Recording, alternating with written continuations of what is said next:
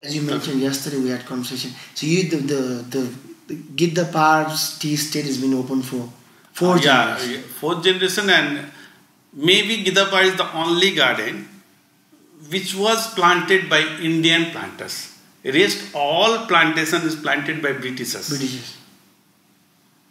So I am the fourth generation, and Mr. Hemendra is the fifth generation in this same garden. And this is a family-run garden. And due to small garden, personal supervision in everywhere, like in plantation, in field, in factory, and the main and the most important thing is now teas are actually what the buyers required, we make it. Say if you have an order of like green tea, I'll make green tea for you. If you prefer to drink, no, I need some roasted tea. Okay, I'll try and I'll give you a sample. If it is okay, then I'll make it. But in a big companies, they are not so fluctuating. So this is, I think, because of the small production, so you can control. And this is we call it a direct marketing to the buyers, especially. So, but you also mentioned, so you guys never store the tea. There's no place to store it, right?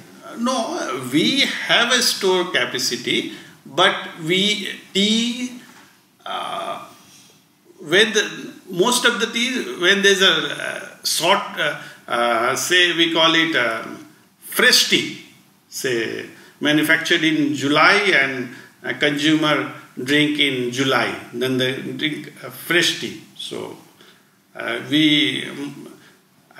if the tea is say 12 months earlier, there is a variation. Say, the keeping quality of the teas are sometimes when there is a fresh, the flavor is more in. So we have nearly 120 counters or showrooms in Darjeeling, Delhi, Calcutta. So we prefer to sell everywhere with a small batch.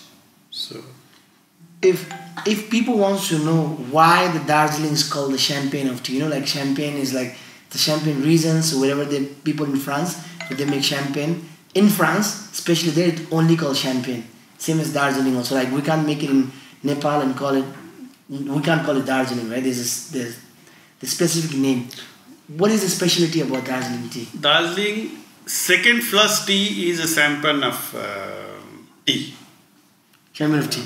But the second flush, not the first flush. The second flush, that is, we call it a muscatel character. And that muscatel character only comes from Darjeeling due to that climatic condition and tea bushes. Due to the mist and low temperature. So, and also lack of low water or maybe high water, is that? Yeah, of course, but lack of high water, low water, no. Dry day with some types of thieves, they puncture the leaf. What we call it a green fly. Green fly, yeah. Like same as the Oriental beauty. Yeah. So that has happened for the second flush. Second flush, only for the shorter period, say 15-20 days. Yeah, this is, I never heard about it. I know that I wouldn't have that Oriental beauty, that tea. No, but when you came sometime, please visit in May, and when you visit the plantation, it's full of, we call it punctured leaf. We call it a cockreco leaf in Nepali word. Cockreco leaf. Due to puncture by the green flies. What is is there any like native name for the green flies? Maybe that green fly are more sensitive than even us. Because in only that time they puncture that leaf. Maybe they get that flavor. And it's only for 15 to 20 days. Only very short period. Very short period. So those are the A grade quality. Yeah, A grade and the champagne of tea. Only that tea. Is there any native name for that green flies, like Nepalese or Indian language name? It's a green fly. There's no specific name for that? Like, No, actually this- maybe Hario or like Makha or something, there's nothing. Actually, it's not visible. It's not visible. Not visible, so small, not visible. But sometimes when we see the bushes, oh, Cocrina thalio. So means That means the green fly effects. And again, other paste are also punctured, but not getting that much flavor.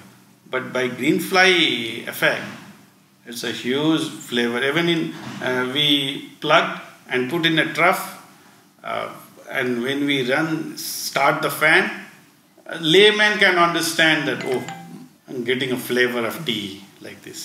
So this is naturally happening. Naturally, yes. That is a climatic effect, not in factory. Not in factory. It's all by climatic. You also mentioned that here there's no, every day there's a flavor changing. Yeah. Every day, right? Yeah. Every day there's no Flavor changes means that is due to climatic changes. Say today is a bright sunny day. So when the dry leaf come, the character will be slightly different. And next day maybe some rainy day or mist day, the climate naturally, the leaves quality slightly changes. So every day we have a personal supervision. There's no thumb rule. There's no formula. There's no formula. No. Yeah. Even today, Mr. Shanyal. Yeah. Oh, slightly fire is less. So how can a dryer man I tell no, you go for 245 degree Fahrenheit. Okay, they maintain. But how can you understand 1-2 degrees? But due to 1-2 degree, there's a huge variation in these. So you've been doing this, living tea, drinking tea almost forever. Do you think the global warming changed the flavor or anything? 100%. That is one of the main problem in agriculture field. Not only in Darjeeling tea, but even in other field also. Now we are feeling hot, warm, but normally in August, mid-August, normal temperature early is in our childhood. Yes. It's 17-18 degree Celsius. Now it's already 24, 25 and getting hot and warm in Darjeeling. And sometimes when there's a rain, a huge rain, every day there's say 9 inches of rain. And if there's a dry day from October, it's already dried till April. For 5 months there's no rain like this. So all due to... and it does affect anything with the tea plantation or tea flavor, Of course. Big effect. Big effects, yeah. Because of the... But we are a human being. We always try to do some better things in the same challenges. We'll find a way to survive. Yeah. This thing. So I see the place is very beautiful over here. You mentioned the building has been built in 1906. 906. 906. And one machine is already still one machine with us. If you like to take a photo, I'll show you. That is our main engine by which all machines are run that time. From 100 years ago. 100 years ago. Nothing changed. Rest all machine like dryer, rolling, we changed. But that machine was also not in a use, but we kept as a antique or a heritage machine. So for maybe future and people to see, a younger generation to see what was before. I have a very, it's not a question, but I think since we are a younger generation getting into tea, I want to know what do you think and how do you think we're going to attract a younger generation like tea? Sorry, coffee. When you go to coffee, it's huge market. Yeah. People go there, chill out, coffee. But in Nepal, it's actually happening. In Nepal, there is a tea shop called Chai Adda. You go there, it's exactly like coffee shop. It's very trendy. No, even now, even now in Delhi, even Noida, They have that cafe for the tea. Tea cafe. Yeah. And with a huge quality, different qualities like first flush, second flush is different. Now they prefer to drink with some lemon flavor, other ginger flavor, and so the blend. white teas. Different. So now young generation in India also, especially in urban cities, they prefer a different type of tea without milk and without. Without milk is the key. Like I don't drink tea with the milk or sugar. So you have any specific message if we wanted to share to our younger client like our age, that how do we attract them to a tea? But our request is, when you drink a good tea, you drink tea. Don't mix ginger and lemon and anything with tea. Because when you drink tea, you drink raw tea, then only you understand the character and flavor. But it takes time. You have to drink regularly, then you enjoy the tea. Maybe few people in Punjab, they generally eat rotis, bread. Yeah, roti. Yeah, but in Bengal and in Nepalis, they drink rice. But if they regularly eat rice, they can enjoy like this. So this is from our request as a planter. So don't mix anything with tea. Don't mix anything with tea. Like this is smokes and all these things.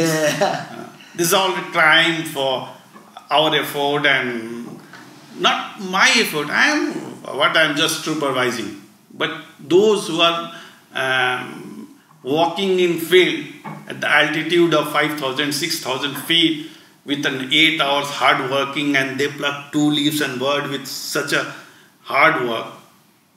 You just imagine their effort. Yeah. I think this is the thing that we wanted to show. So like a lot of small companies as a tea companies, we wanted to actually, but kind of actually Giddapahar is like a family run garden, only by families, but with our workers. Even my brother, here there is a samaj of 36 families, and he is the head of the families. In other gardens, there is a garden workers and owners. There is a difference.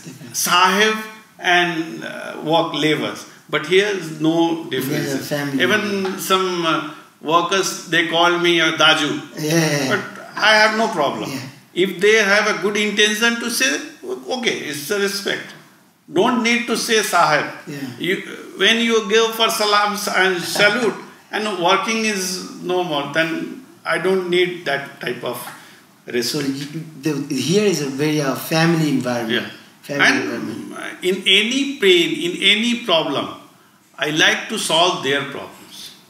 Like sometimes they have some shortage of money or anything, and someone say sheik or some health problem. I always try to solve their problem. Yeah, one of the staff was showing me earlier, there was one lady who's been working for 75, she was 75 years old, she's retired, but you guys still giving her jobs and she can just pick something she wants. Actually, this is due to shortage of labor, and they are very loyal to the work.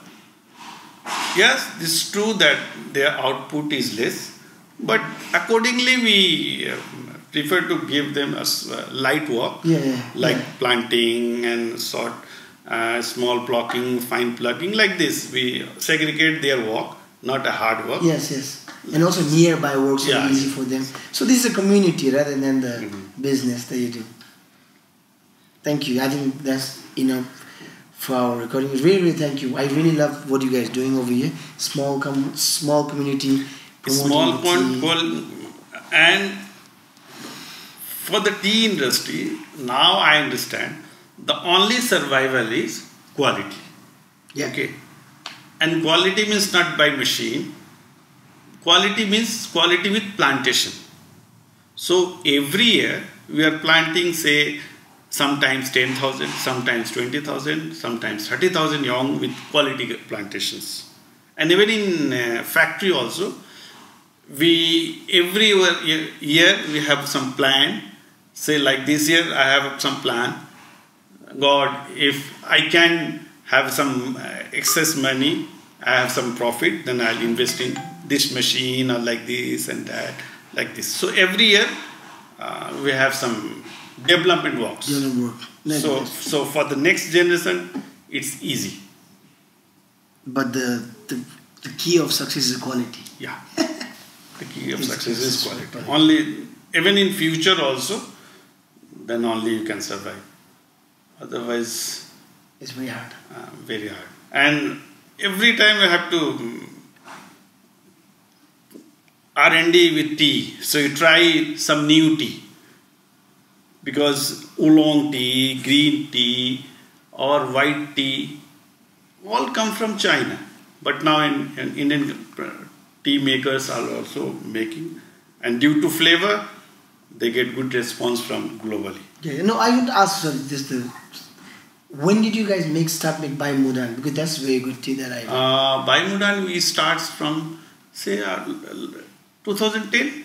Oh, it's recently. Yeah, recently. Yeah. 2010. 2010.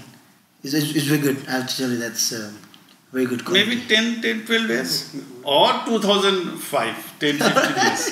10, 15 years. Yeah. Just suddenly you think, okay, maybe I should do No, actually few buyers, they send me some sample. Can you make this type of tea? Bai Mudan, yeah. Okay, I'll try. It's very expensive. We bought from Arya at the rate of 10,000 rupees kg. So, okay, we'll try. And so we plug the tea and we consult some our advisors and say, oh, okay, try. So we get, and when we make some 10, 20 kg and send Natmas, so okay, good tea. So what is your costing? I say 600 rupees. Okay, send me. So, he is buying at the rate of 10,000 rupees from Arya. And I am happy because that time normal teas are say 150 to 200 rupees. But I said, okay, I'll send it. And I'll put it in the chest and send the tea. But the middleman, he sell the tea at the rate of 10,000. He bought the tea at the rate of 600 and selling at the rate of 10,000. There is no rule. But there is no rule. Like there is no government rule that you're not allowed to fluctuate the market or the different price. There is no rule. That's the problem because now even in Darjeeling, few buyers so they sell at the rate of say 4-5 times margin. So. But even like producer like us also, we are not getting the fair price, and even buyer also not. And they think it's very expensive to buy, so they're probably not going to buy again. Yeah, I mean this is something that tea. I personally think actually you are saying that TWG are selling at the rate of such and such $. But maybe Makaiwari sold the tea to that company 10 times less. No, what they do actually, they buy the plantation, and they actually buy the plantation by themselves. No. They cannot do? No. This is all marketing gimmick. Nobody buying the plantation. They can't buy the plantation. No. Even our garden like Tata's, one of the biggest companies. Of course. Even they surrender all tea gardens. They sell the tea gardens.